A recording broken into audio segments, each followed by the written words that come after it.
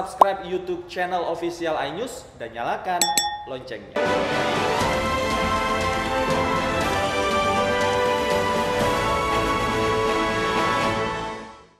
Anda masih bersama kami di iNews Pagi pemirsa. Sekolah tatap muka mulai digelar di sejumlah wilayah di tanah air, dan hari ini sejumlah sekolah negeri dan swasta di Bekasi, Jawa Barat mulai mempersiapkan sekolah tatap muka. Berbagai persiapan untuk menyambut sekolah tatap muka digelar di berbagai sekolah. Protokol kesehatan pun dilakukan sebelum masuk sekolah, mulai dari pengecekan suhu tubuh hingga mencuci tangan sebelum masuk ke dalam kelas. Tidak hanya itu, berbagai skema pembagian murid juga diterapkan. Murid dibagi dalam 3 rombongan belajar. Jadwal pengaturan kelas diserahkan kepada pihak sekolah. Hal ini dilakukan untuk membatasi jumlah siswa dan mengurangi kerumunan di luar jam pelajaran. Selain pihak sekolah, Dinas Kesehatan melalui puskesmas terdekat pun rutin memantau kondisi kesehatan siswa. Rencananya pemirsa, persiapan sekolah tatap muka akan dimulai hari ini di Kota Bekasi, dan keputusannya diselenggarakan sekolah tatap muka sesuai dengan surat keputusan Dinas Pendidikan Kota Bekasi terkait penyelenggaraan adaptasi tatanan hidup baru Satuan Pendidikan Kota Bekasi.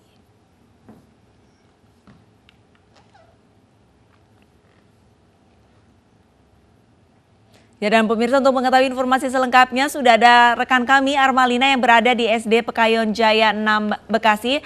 Selamat pagi Armalina. Pagi Arlista. Iya, bagaimana Armalina kondisi persiapan dari hari pertama ya, penerapan persiapan sekolah tatap muka di wilayah Bekasi? Saya tahu ini di wilayah Pekayon, di dekat rumah saya. Dekat rumah gede ya. Gimana persiapannya Armalina?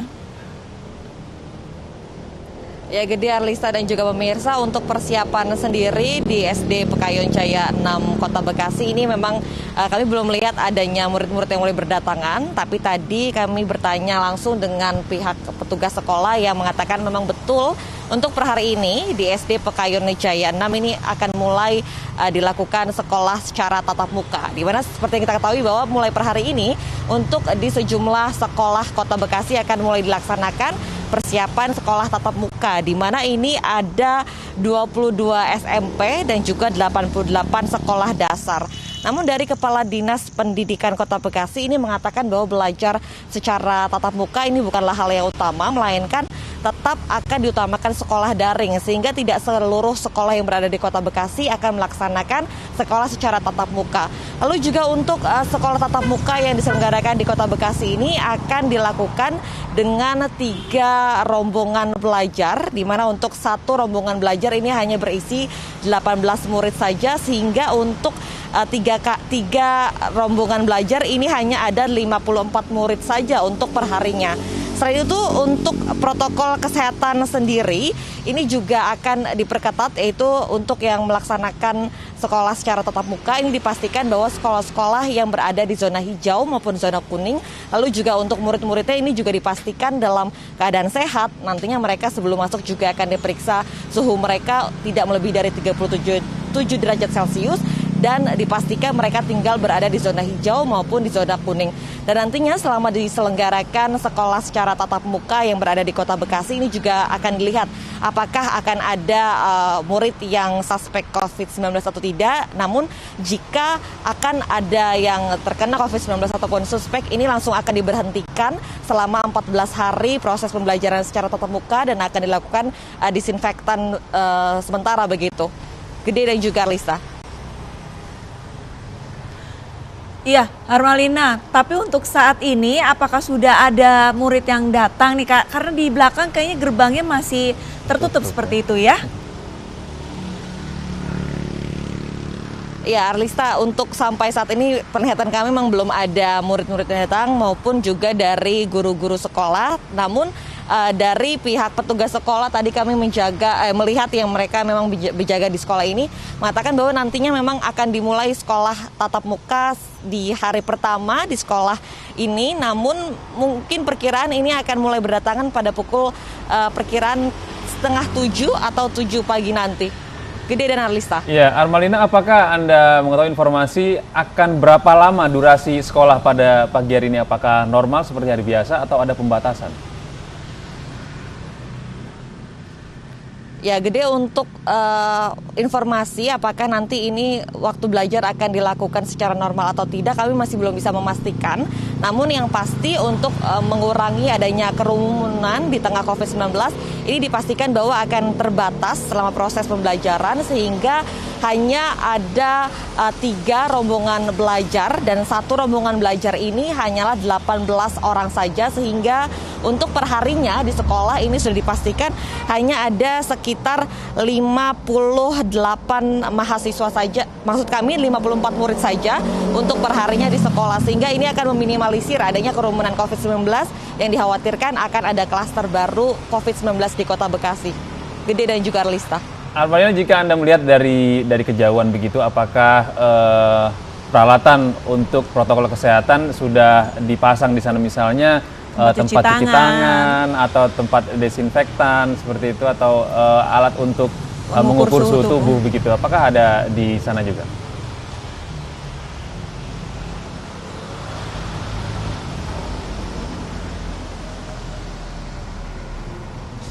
Ya, sepertinya ada gangguan teknis. Iya, baik, terima kasih banyak Armalina, laporannya langsung dari SD Pekayon ya, Bekasi. SD Pekayon Jaya. Dan pemirsa, kami masih akan kembali dengan informasi lain. Tentu saja bagi Anda yang baru bergabung bersama kami akan hadirkan informasi penting lainnya. Di antaranya adalah ratusan pengunjung kafe di Cimenyan, Kabupaten Bandung, Jawa Barat malam tadi dibubarkan petugas karena melanggar jam operasional PPKM. Anies Pagi, selengkapnya.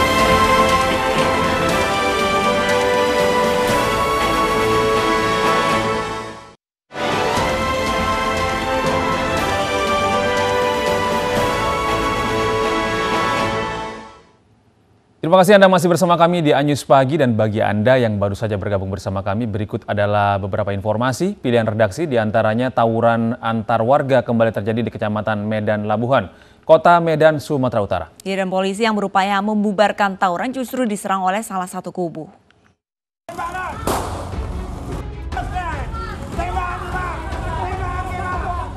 Polisi melepaskan tembakan peringatan untuk membubarkan tawuran antar warga di Medan Labuhan, Kota Medan dini hari tadi. Namun upaya polisi justru dibalas dengan serangan dari salah satu kubu. Lemparan batu hingga petasan diarahkan ke petugas kepolisian saat mengejar para pelaku tawuran. Akibatnya polisi sempat kesulitan membubarkan dan mengamankan para pelaku. Dari keterangan warga, tawuran ini selalu berulang dan dipicu dendam lama. Ya, sepertinya ini nampaknya dendam lama ini. Dari jam berapa mulai tadi, Bang? Dari jam 2 lah sampai jam 4 ini udah agak aman. Jadi sebelumnya ini udah pernah perang terus aman gitu, Bang. Ini kembali lagi nih, Bang, ya? Ya, ini udah perang tahunan lah. Setahun lalu udah pernah juga perang ini. Tawuran ini menyebabkan kerusakan di sejumlah rumah warga. Tak hanya itu, tawuran juga sempat membuat arus lalu lintas dari Medan menuju Pelabuhan Belawan dan sebaliknya tersendat.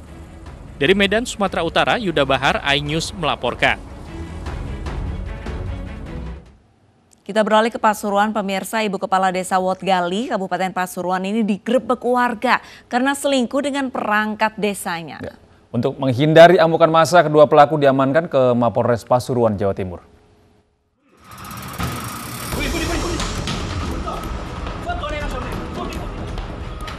Inilah video amatir, sejumlah orang menggerebek rumah seorang warga. Diduga rumah ini digunakan Ibu Kepala Desa Wotgali untuk melakukan tindak asusila bersama pria selingkuhannya di Desa Dandang Gendis, Kecamatan Nguling, Kabupaten Pasuruan, Jawa Timur, Minggu pagi. Saat digerebek, Ibu Kades terpergok bersama kekasih gelapnya yang merupakan perangkat desa. Pria selingkuhan pun lari kocar-kacir.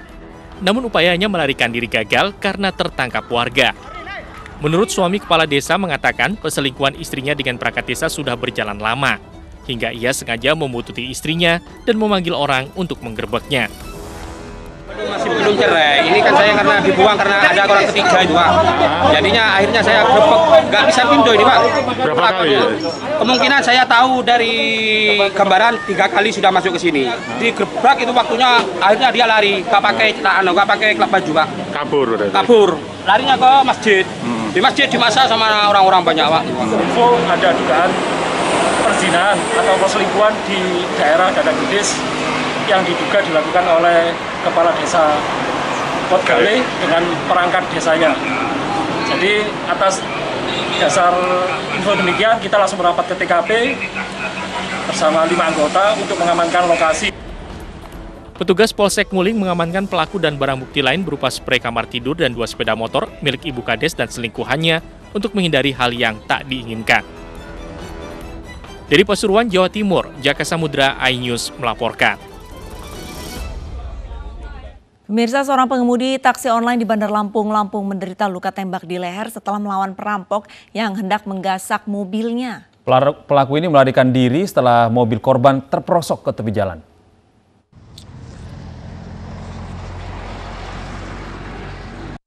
Rekaman video amatir menampilkan detik-detik pengemudi sopir taksi online di Bandar Lampung saat diselamatkan warga. Sopir taksi online ini terluka parah akibat luka tembak di leher. Korban berjuang melawan penumpangnya yang hendak merampok mobil korban. Saat di perjalanan mengantarkan pelaku tiba-tiba memukul kepala korban. Pelaku kemudian menembak leher korban dengan senjata laras panjang. Korban pun tetap melawan hingga mobil yang dikemudikannya terperosok ke tepi jalan. Pelaku lalu melarikan diri karena warga sekitar mulai mendekat. Terjadi penembakan terhadap driver Maxim. Namun untuk yang lainnya masih kita lakukan pengembangan. Untuk saat ini kita fokus penanganan korban dan ke titik TKP seperti itu. Bang, luka tembaknya di bagian apa aja, Bang? Bagian leher. Untuk TKP-nya di mana, Bang? Di depan BPJS. Hingga kini polisi masih memburu pelaku, sementara korban dirawat intensif di rumah sakit. Dari Bandar Lampung, Andres Afandi, iNews melaporkan. Sementara itu pemirsa, akibat luka tikam, supir angkot di Medan, Sumatera Utara tewas. Polisi hingga kini masih memburu pelaku penikaman.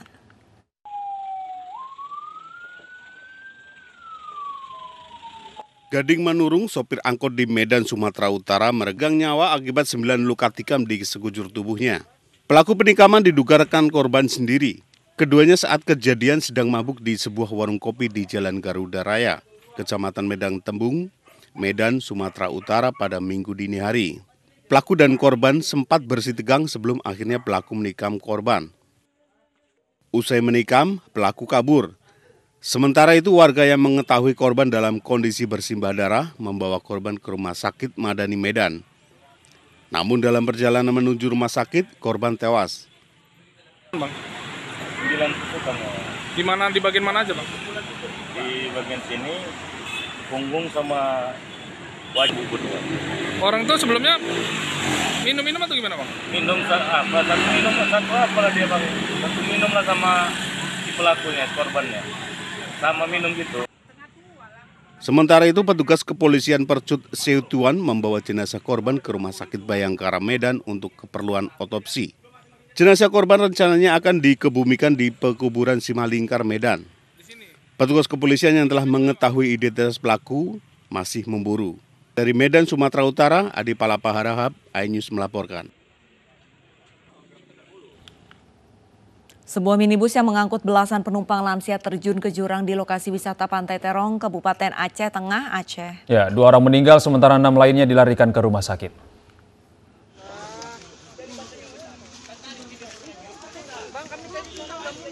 Kecelakaan tunggal Minggu siang terjadi di Jalan Kampung Bagie, Kecamatan Bebesen, Kabupaten Aceh Tengah, Aceh.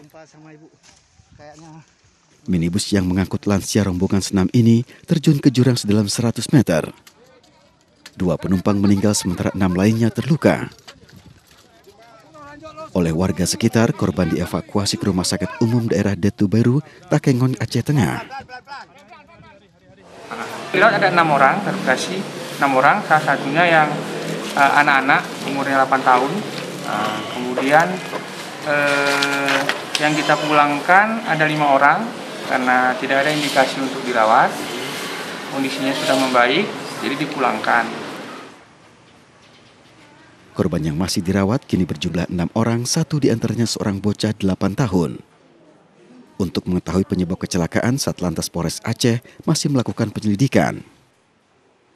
Dari Kabupaten Aceh Tengah, Yusradi, iNews melaporkan.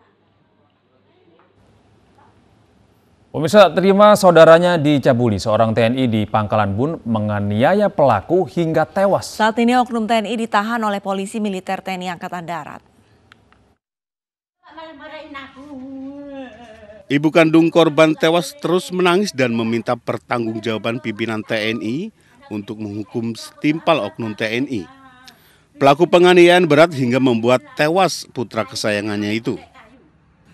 Sebelumnya korban MA warga Jalan Kumpai Batu Atas RT 4 Kecamatan Arut Selatan, Pangkalan Bun, Kota Waringin Barat, Kalimantan Tengah, pada Sabtu malam sekitar pukul 20 diculik dari rumahnya oleh 4 orang anggota TNI dari markas Kipan B Yonif Rider 631 ATG Pangkalan Bun.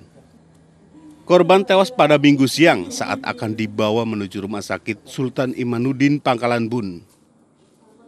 Korban MA tewas diduga akibat penganiayaan oknum TNI. Pas kemarin jam 8 malam, ada 4 orang itu datang, itu pura-pura mengantarkan paket dan nanya nama Arifin. Saya nggak tahu. Pas saya buka, pas dia begitu tahu kalau itu ada Arifin, aku tahu ada apa Pak, ada masalah apa. Habis itu dia bentak-bentak, suruh keluar Arifin, kalau nggak saya ledakan rumah ini. Habis itu dengan memaksa, Pak kalau ada masalah tolong diselesaikan, kata pelan-pelan. Nggak bisa aja, harus dibawa aja. Adik saya langsung diculik. Pas saya ikut sama mama sampai ke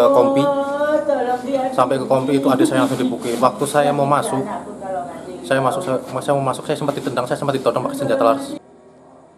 Di tempat yang sama, Komandan Kodim 1014 Pangkalan Bun, Letnan Kolonel ARH Derajat Triputro menjelaskan, kronologis kejadian dari keponakan Kopda AE diduga diperkosa oleh korban MA. Sehingga Kopda AE secara inisiatif sendiri ingin mencari keadilan dan mencari MA di kediamannya di Desa Kumpai Batu Atas dan terjadi penganiayaan. Latar belakang kejadian ini bahwa ada keluarga dari pelaku itu melaporkan kepada pelaku bahwa dia telah dilecehkan secara seksual oleh korban, sehingga si pelaku ini secara inisiatif sendiri ingin mencari keadilan gitu, sehingga korban ini dijemput dari kediaman dan terjadilah pemukulan. Ini sudah diproses oleh polisi militer dan dari pihak polisi militer akan segera melengkapi persyaratan-persyaratan untuk menjatuhkan hukuman terhadap oknum ini. Berapa jumlah oknumnya? Sementara? Ya, untuk sementara ini 1 orang oknum ini, dan sekarang sedang didalami untuk hukuman yang akan diberikan. Saat ini oknum Kopda AE masih ditahan di markas Kipan B Yonif Rider 631 ATG Pangkalan Bun dan terus menjalani pemeriksaan oleh polisi militer. Dari Pangkalan Bun, Kota Waringin Barat, Kalimantan, Sikit Zakwan melaporkan.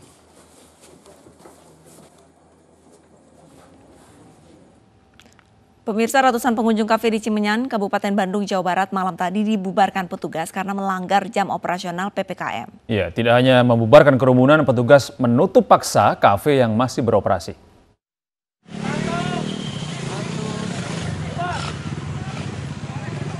Petugas gabungan terdiri dari TNI, Polri, dan Satpol PP Minggu malam merazia sejumlah kafe yang berada di lokasi wisata Ciburial, Cimenyan, Kabupaten Bandung, Jawa Barat.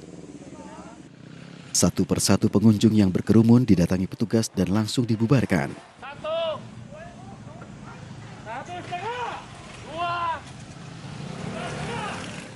Tidak hanya satu kafe, beberapa kafe yang nekat beroperasi melebihi batas jam operasional menjadi sasaran petugas. Petugas meminta semua pengunjung untuk pulang dan menutup kafe. Sudah kita buktikan, malam hari ini kita udah kerja keras, sehingga kafe-kafe udah kosong. Kita bubarkan semuanya. Dan ditindak. Ada beberapa Mas ya, ada beberapa tempat yang masih membandel, khususnya melampaui jam operasional Mas ya. Jam operasional. Bagi pengelola kafe yang nantinya kedapatan masih melanggar jam operasional, petugas akan bertindak tegas dengan mencabut izin. Razia PPKM masih akan terus digelar petugas untuk menekan angka penyebaran COVID-19 di wilayah Cimenyan, Bandung, Jawa Barat. Dari Bandung, Jawa Barat, Ervan David, iNews melaporkan.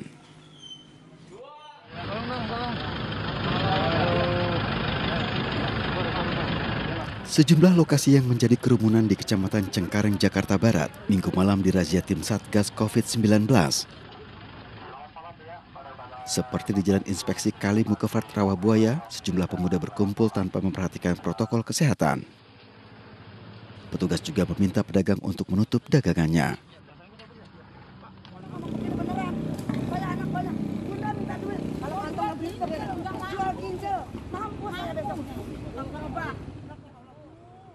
Di lokasi lain, petugas terlibat adu mulut dengan pekerja hiburan orkes jalanan saat diminta untuk kembali ke rumah.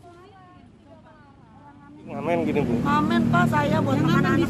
Dapat 15.000, dapat 20.000, cukup apa buat makan anak, Pak, sehari-hari. Dapat 20.000, 15.000, cukup apa anak saya banyak. Emang nggak bisa siang, Bu? Ya, saya kan siang punya alat. Gimana sekarang punya alat mah mendingan, Pak, saya ngamen keliling. Kita menanggapinya maklum karena mereka juga mencari nafkah, tapi tempatnya yang salah dan waktunya.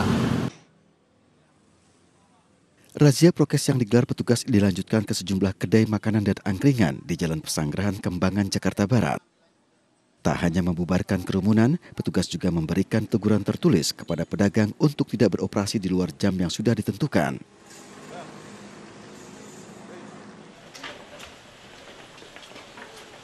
Di kawasan Kebonjeruk, Jakarta Barat, petugas juga merazia sejumlah tempat yang nekat beroperasi di luar jam malam masa perpanjangan PPKM. Arena ketangkasan biliar didatangi petugas dan didapati sejumlah orang masih berkumpul. Petugas terpaksa membubarkan pengunjung dari arena biliar. Di lokasi ini puluhan botol minuman keras dari berbagai merek disita. Kita dapatkan masih ada aktivitas yang bermain. Maka tadi kita sudah umumkan langsung pembubaran kegiatan mereka yang masih beraktivitas. Dalam razia ini petugas memberikan teguran tertulis kepada pengelola untuk mematuhi ketentuan jam operasional di masa PPKM. Dari Jakarta, Rani Sanjaya, Miftahul Gani, iNews melaporkan.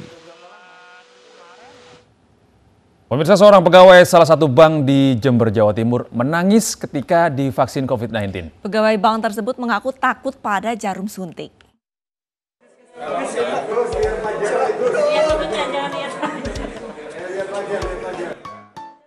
Inilah reaksi seorang pegawai di salah satu bank di Jember yang ketakutan saat disuntik vaksin COVID-19. Guswantoro mengaku takut jarum suntik.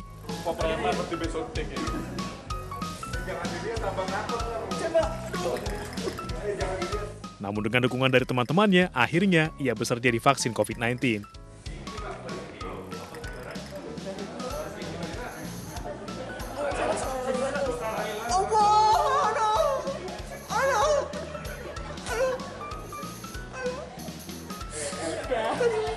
Ya, takut.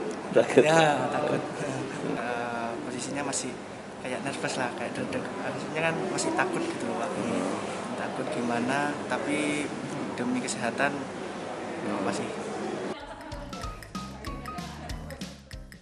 Berdasarkan informasi dari Rumah Sakit Umum Jember, terdapat 670 pegawai Bank BRI di Jember dan BUMN yang menerima vaksin COVID-19. Dari Jember, Jawa Timur, Bambang Sugiarto, iNews melaporkan. Ya pemirsa, uji kompetensi wartawan sangat dibutuhkan di tengah tsunami informasi yang terjadi saat ini. Ya, keterampilan seorang jurnalis dalam menyajikan berita yang berkualitas menjadi peran penting agar masyarakat tidak termakan berita bohong atau hoax.